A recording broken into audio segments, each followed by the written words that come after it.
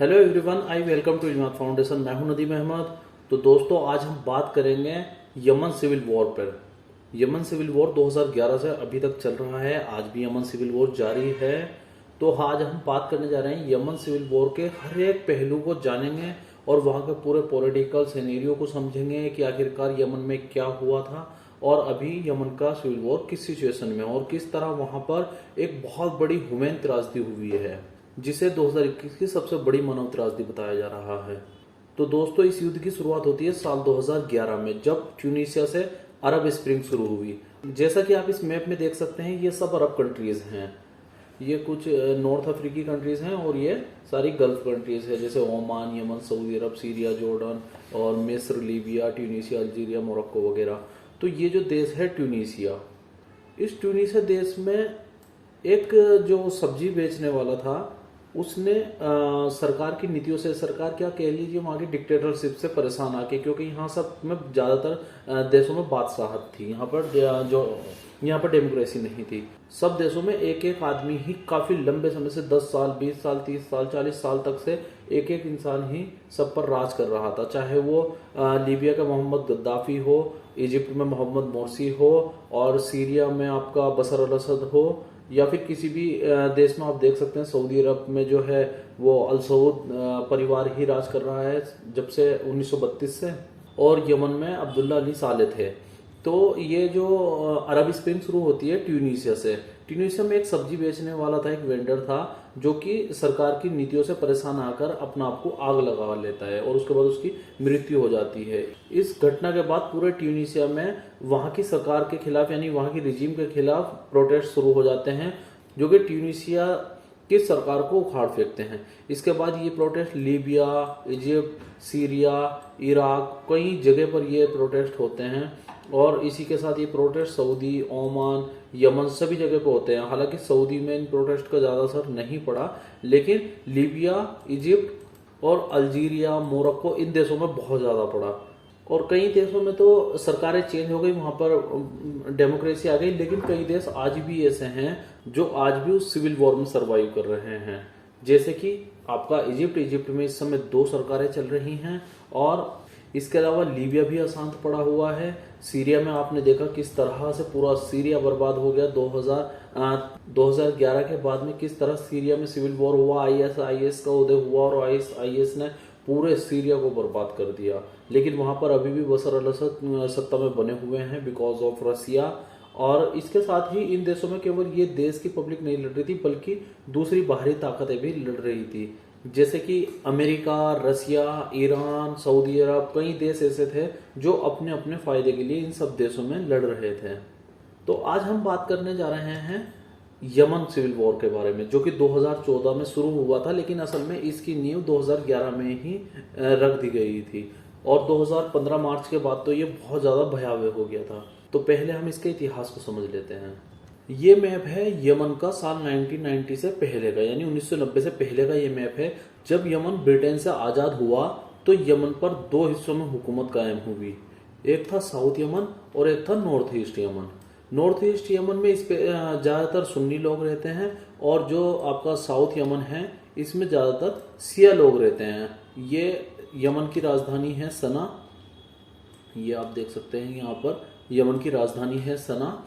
लेकिन इसमें क्या हुआ कि कोल्ड वॉर के समय ये जब आजाद हुआ था तो जो साउथ एरिया था इस पर जो इन्फ्लुएंस था वो रसिया का था और ईस्ट वाले यमन पर यूएसए का इन्फ्लुएंस था। और सऊदी अरब जो था, सऊदी अरब भी यूएसए के ही खेमे में था। और साल 1990 में यमन एक बार यूनिफाइड हो जाता है और इसके पहले राष्ट्रपति बनते हैं अब्दुल्ला अली साले, और काफी लंबे समय तक अब्दुल्ला अली साले ही राष्ट्रपति रहते हैं। लेकिन इनकी कुछ नीतियों के कारण यमन में काफी हद तक अनस्टेबिलिटी आ गई थी, क्योंकि अब्दुल्ला अली साले जो थे वो पूरे यमन पर अपना कंट्रोल चाहते थे। लेकिन प्रॉब्लम तब ज्यादा शुरू हो गई जब अब्दुल्ला अली साले ने यमन का आर्मी चीफ अम्मार, ये है मोहसिन अल अम्मार को हटाकर अपने बेटे अहमद अली साले को यमन का आर्मी चीफ बनाने की कोशिश की। इसके बाद मोहसिन अल अम्मार और अब्दुल्ला अली साले के बीच में एक युद्ध जैसी स्थिति बन गई, जिसके बाद आर्मी 2 खेमों में बढ़ गई। कुछ आर्मी तो अब्दुल्ला अली सालेह को सपोर्ट कर रही थी, जबकि कुछ आर्मी वहां के जो आर्मी चीफ थे मोहसिन अल अम्मार उनको सपोर्ट कर रही थी, जिस कारण से दोनों तरफ की जो आर्मी थी उनमें आपस में झड़प होने लगी और यमन की आर्मी काफी कमजोर होती चली गई। इसका फायदा उठाया यमन के सियाओं ने। इनका एक लीडर है जिसका नाम है अब्दुल मलिक अल हौती। अब्दुल मलिक अल हौती ने यमन की आर्मी के इस डिवाइडेशन का पूरा फायदा उठाया और इन्होंने जो सिया मेजोरिटी इलाके थे वहां पर इन्होंने अपना कंट्रोल बढ़ाना शुरू कर दिया। ये समय था 2011 का। 2011 में ये सब चल रहा था। मोहसिन अल अम्मार और साले की आर्मी आपस में लड़ रही थी और वहीं जो सिया हौती रेबल्स थे वो लगातार एडवांटेज प्राप्त कर रहे थे। इस पूरी सिचुएशन को अब्दुल्ला अली सालेह कंट्रोल नहीं कर पाते हैं और वो 25 फरवरी 2012 को अपने पद से रिजाइन कर देते हैं, जिसके बाद यमन के राष्ट्रपति बनते हैं 2012 में मंसूर हादी। मंसूर हादी काफी हद तक लिबरल थे और वो एक बार फिर से यमन को यूनिफाइड करना चाहते थे और वे काफी हद तक इसमें कामयाब भी रहे। उन्होंने काफी अच्छी अंडरस्टैंडिंग बिठा ली थी स्टार्टिंग में, लेकिन बाद में सिचुएशन और ज्यादा खराब होती गई क्योंकि उन्होंने सबसे पहले बनते ही वहां के आर्मी चीफ को चेंज कर दिया था। यमन के आर्मी चीफ मोहसिन अल अम्मार को हटाकर वहां पे मंसूर हादी ने बिन मुबारक को आर्मी चीफ नियुक्त कर दिया, जिसके बाद जो मोहसिन अल अम्मार थे वो बदला लेने के लिए सिया ग्रुप को ज्वाइन कर लेते हैं और हाउती रेबल्स की तरफ से लड़ने लगते हैं और उनकी जो आर्मी थी वो भी हाउती रेबल्स को सपोर्ट करने लगती है, जिसके बाद हाउती रेबल्स बहुत ज्यादा मजबूत हो जाते हैं।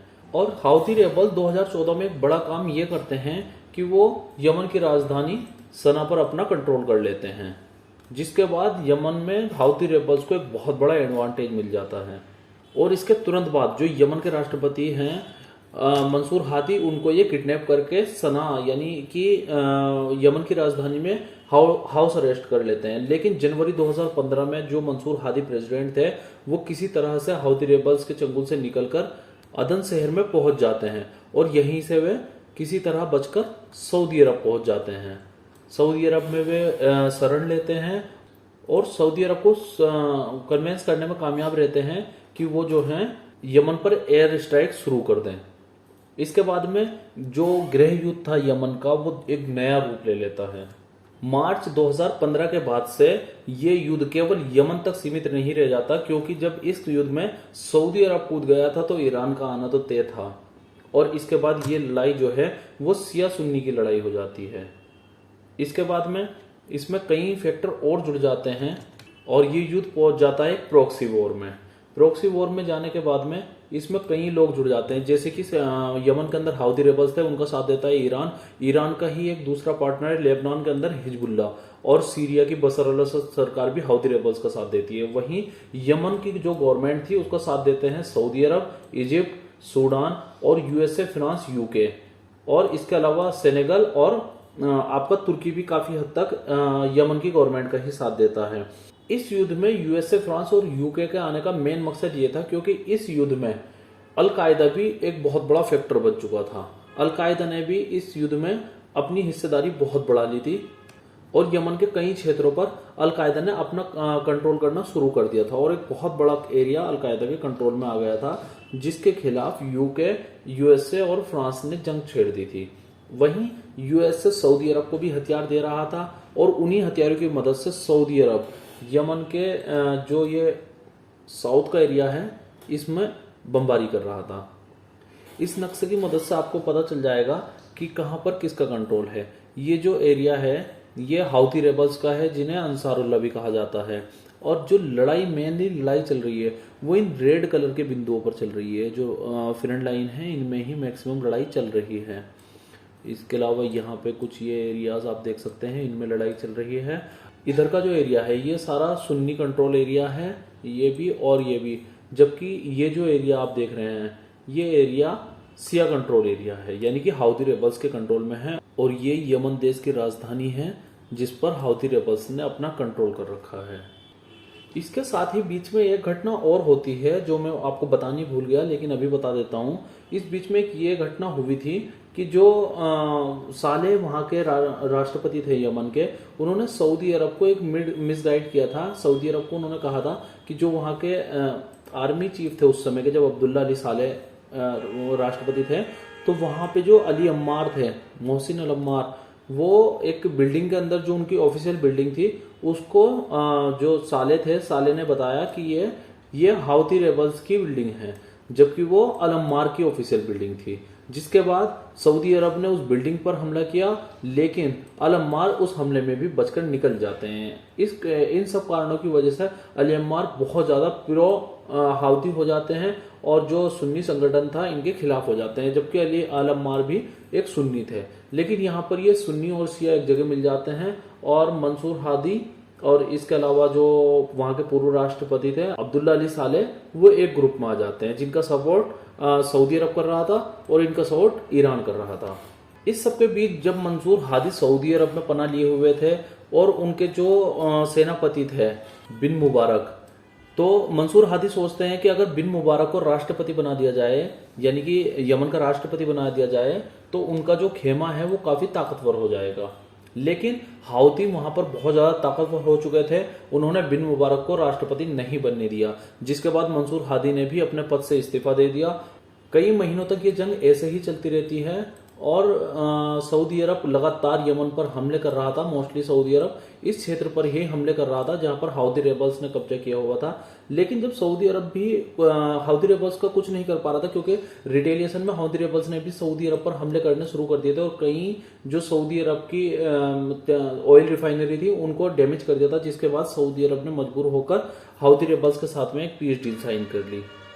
इस पीस डील में ही ऑफिशियली मंसूर हादी अपने पद से इस्तीफा देते हैं। इस पीस डील में यह तय होता है कि यमन की अब जो भी हुकूमत रहेगी उसमें हाउती रेबल्स को एक महत्वपूर्ण भूमिका दी जाएगी। लेकिन ये डील ज्यादा दिन तक नहीं चलती है और जो रेबल्स ग्रुप थे वो इस डील से पुल आउट कर लेते हैं और अपनी जो कार्रवाई थी उसको फिर आगे कंटिन्यू रखते हैं। और इसके साथ ही जो वहां के पूर्व राष्ट्रपति थे, यानी कि मैं बात कर रहा हूं अब्दुल्ला अली साले की, अब्दुल्ला अली साले को हाउती रेबल्स किडनैप कर लेते हैं और उसके बाद उनका असैसिनेशन कर दिया जाता है। 2017 में ये पूरा प्रकरण होता है, जिसके बाद से ये युद्ध और ज्यादा भयंकर हो जाता है। सऊदी अरब के साथ साथ यूनाइटेड अरब अमीरात भी इस युद्ध में कूद जाता है और सऊदी अरब और यूएई दोनों देश मिलकर लगातार यमन पर हमले करते हैं। लेकिन उधर से ईरान भी लगातार यमन को सपोर्ट दे रहा था, जिस कारण से यमन के हाउती रेबल्स लगातार सऊदी अरब को रेजिस्टेंस दे रहे थे। इसके बाद साल 2021 में अमेरिका भी इस युद्ध से पुल आउट कर लेता है और वो सऊदी अरब को इस युद्ध के लिए हथियार देना बंद कर देता है, क्योंकि सऊदी अरब की कार्रवाई के बाद यमन में बहुत ज्यादा आम नागरिक मर रहे थे। असल में सऊदी अरब केवल हाउती रेबल्स को ही अटैक नहीं कर रहा था, सऊदी अरब यमन में हॉस्पिटल्स को, स्कूल्स को और काफी सिविल एरियाज को भी लगातार अटैक कर रहा था, जिस कारण से कई लाख लोगों की मृत्यु हो जाती है। और अमेरिका पर दबाव था कि अमेरिका सऊदी को हथियार दे रहा है और उस कारण से यमन के अंदर काफी ह्यूमन वायलेशन हो रहा है, जिसके बाद अमेरिका की जो बाइडेन सरकार इस युद्ध से पुल आउट कर लेती है। और उसका सबसे बड़ा फायदा ये होता है कि जो यमन के अंदर बहुत ज्यादा कैजुअलिटीज हो रही थी सिविलियंस की, उसमें काफी हद तक कमी आती है। लेकिन इसमें सऊदी अरब की सबसे बड़ी गलती ये होती है कि जो अदन पोर्ट था यमन का, ये मात्र एक पोर्ट था जो कि पूरे यमन के अंदर किसी भी तरह की सहूलियत या किसी भी तरह की मदद पहुंचाने के लिए काम कर रहा था। सऊदी अरब इस पर बमबारी करके इसको भी डिस्ट्रॉयड कर देता है, जिसके बाद से यमन में किसी भी प्रकार की कोई भी सहायता यूनाइटेड नेशन या किसी भी देश की दूसरी एनजीओज नहीं पहुंचा पा रही थी, जिस कारण से यमन के लाखों बच्चों को सरवाइव करना पड़ रहा है और हजारों बच्चों की अब तक मौत हो चुकी है।